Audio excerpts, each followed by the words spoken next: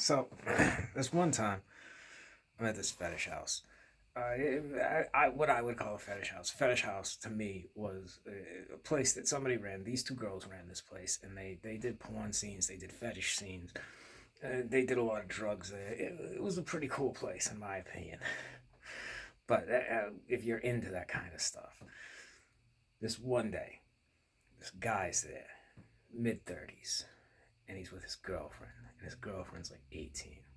And the guy is over there talking to the two girls that run the place, and they're talking about the scene. And he's not going to be in the scene. The two girls are going to be in the scene with his girlfriend. And like for somebody that's not into it, it's some pretty rough humiliation. And so I'm talking to the girl because it didn't smell right to me. So I'm asking her, like, so what are you into? Like, exhibitionism, voyeurism, into humiliation? She's like, no, I'm not into any of it. I'm doing it for him. Like, what? What? You're doing it.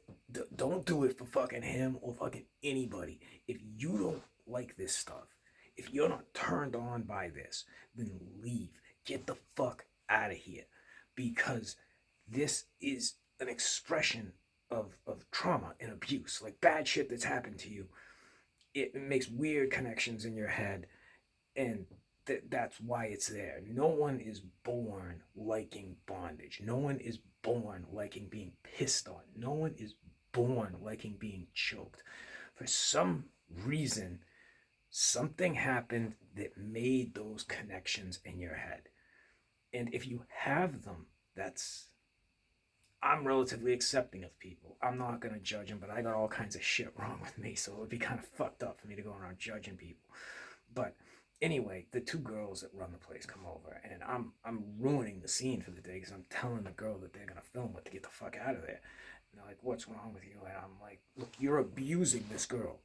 Like, you're not allowing her to express abuse that's happened to her. You are outright abusing this girl. You are putting this shit inside her. This is the exact opposite of what you're fucking supposed to do. Like, you are hurting her, and you should not do that. Like, it's okay if somebody's fucked up to allow them to express that. In the modern age, expressing it online and stuff, like, I don't even think I should be talking about this, but hopefully it saves someone some fucking pain. Because if you have no connection to it, never let someone talk you into doing it. You will always regret it. 10 years down the line, you don't know what you're going to be doing, how you're going to feel. And you might be potty time right now, but in 10 years, you might be a fucking middle school teacher or something. And like with this girl, that's what I thought. I was like, she's gonna be a middle school teacher in 10 years, and now here's this video of these girls fucking pissing on her and shit. And like, that's gonna ruin her fucking life if people find that. It's the exact opposite of what a person is supposed to do. It is completely irresponsible. Like, they are the ones in control, and I would never do anything with someone that already didn't have stuff wrong with them already, because you're making that in them, and that's like the worst thing you can do outside, at least in this context. Obviously there's worse things you can do, but in this context it is abominable. Like, it is quite literally an abomination in my eyes. You aren't allowing someone to express something, you are causing the damage. And I'm like, you're fucking monsters, you're fucking sick, what the fuck is wrong with you? And you know, things get heated, words are exchanged. I never went back to that place. They never spoke to me again. I would never speak to them again. Like, like I said, to me, it's a fucking abomination. It sucks that people have this stuff wrong with them. You reconcile it and you deal with it. But when you're causing it, when you're inflicting it on someone else, now I recognize with the internet and like OnlyFans and a lot of stuff, like, girls realize they can get money for taking their clothes off and things like that. And I didn't have as much of a problem with stripping because rarely was stripping recorded. Like it was just for that night. It didn't run into the exotic.